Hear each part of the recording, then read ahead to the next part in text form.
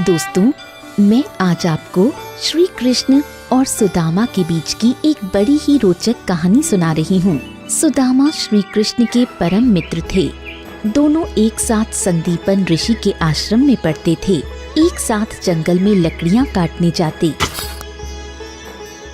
एक साथ भोजन करते और एक दूसरे से अपनी मन की बात कहते थे।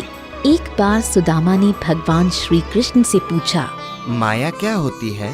मैं माया के दर्शन करना चाहता हूँ।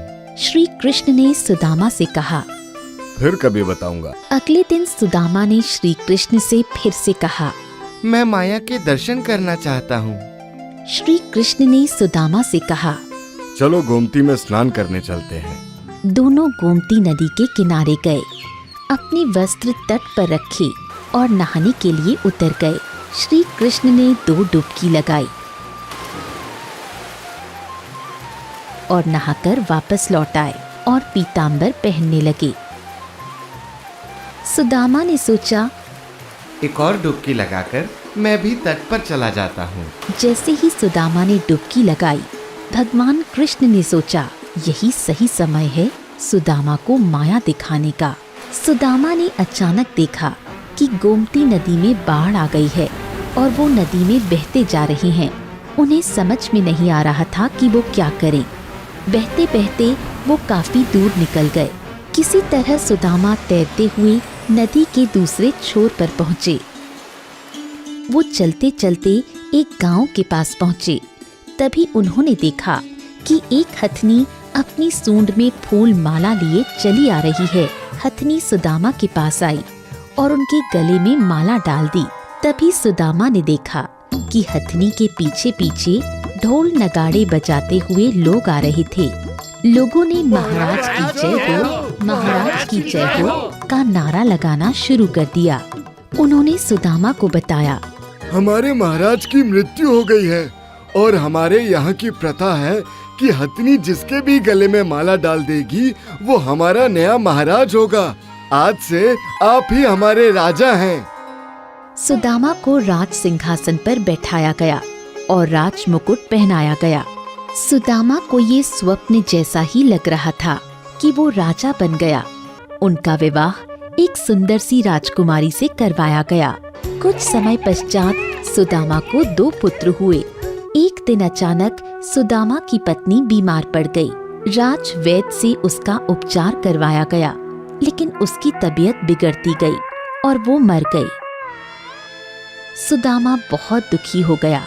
उसकी आंखों से आंसू निकल गए और वो फूट फूट कर रोने लगा। चारों तरफ भीड़ इकट्ठी हो गई। लोगों ने सुदामा को सांत्वना दी और कहा, आपको ये शोभा नहीं देता। आप हमारे राजा हैं। अगर आप ऐसा व्यवहार करेंगे तो प्रजा का क्या होगा? अब आपको आपका कर्तव्य निभाना है। हमारे राज्य की प्रथा के अनुसार आपको भी रानी के साथ मरना होगा। ये मायापुरी राज्य का नियम है कि राजा को अपनी पत्नी के साथ चिता पर बैठना पड़ेगा और उनके साथ परलोक की यात्रा करनी पड़ेगी। ये सुनते ही सुदामा चौंक गया। उसकी सांस रुक गई और हाथ पांव फूलने लगे। उसने कहा, ये कैसा नियम है? मैं मेरी पत्नी के साथ चिता पर क्यों जलूंगा? लोगों ने कहा, हमारे राज्य के नियम का पालन तो आपको करना ही पड़ेगा। सुदामा अब अपनी पत्नी की मौत को भूल चुका था। उसके आंसू बंद हो गए थे। अब उसे अपने जीवन की चिंता थी। उसने तर्क दिया, मैं तो मायापुरी का वासी ही नहीं। मुझ पर आपका कानून लागू नहीं होता, इसलिए मैं चिता पर क्यों जलूंगा? लोग नहीं माने। उन्होंने कहा, आप हमारे राजा हैं और आपको यहाँ का कानून तो मानना ही पड़ेगा। आपको मरना ही पड़ेगा। अब सुदामा अपने लिए रोने लगा। उसकी आंखों से आंसू बहने लगे। उसने कहा, ठीक है, मैं मरने से पहले कुछ एकांत चाहता हूँ। सुदामा को हथियारधारी सैनिकों ने घेर लिया।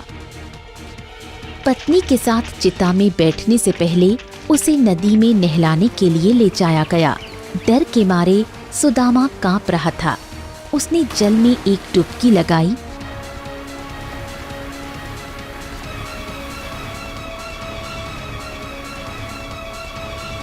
और जैसे ही उसका सिर पानी से बाहर निकला तो उसने देखा कि वहाँ पर सैनिक नहीं थे। नदी के किनारे पर पीताम्बर पहने कृष्ण खड़े थे। सुदामा फूट फूट कर रोने लगा। वो किनारे पर कृष्ण के पास आया। श्री कृष्ण ने सब कुछ जानते हुए भी सुदामा से प्रश्न किया। सुदामा, तुम रो क्यों रहे हो? सुदामा ने कहा, मैं जहाँ से आया हूँ वो सच है या तुम मेरे पास खड़े हो ये सच है? श्री कृष्ण हंसने लगे। तुम्हें अपने प्रश्न का उत्तर मिला या नहीं? सुदामा ने पूछा। कौन सा प्रश्न? श्री कृष्ण ने कहा, तुम माया के दर्शन करना चाहते थे ना? तुमने जो देखा, अनुभव किया, वो सब माया थी और तुम जो मुझे देख रहे हो वो सच है। मेरे अलावा जो कुछ भी है वो मेरी माया है। जो मुझ में सब देखता है, मेरा अनुभव करता है, उसे मेरी माया छूती नहीं है। माया मनुष्य को नचाती है, लेकिन जो भगवत भक्ति में लीन हो जाता है वो मोह और माया के चक्कर में नहीं फंसता। दोस्तों, आपको आज की कहानी कैसी लगी? आशा करती हूँ इस कहानी से आपको कुछ ज्ञान अवश्य प्राप्त हुआ होगा। ऐसी और भी कहानियाँ सुनने के लिए वीडियो को लाइक और शेयर करना ना भूलिएगा। धन्यवाद।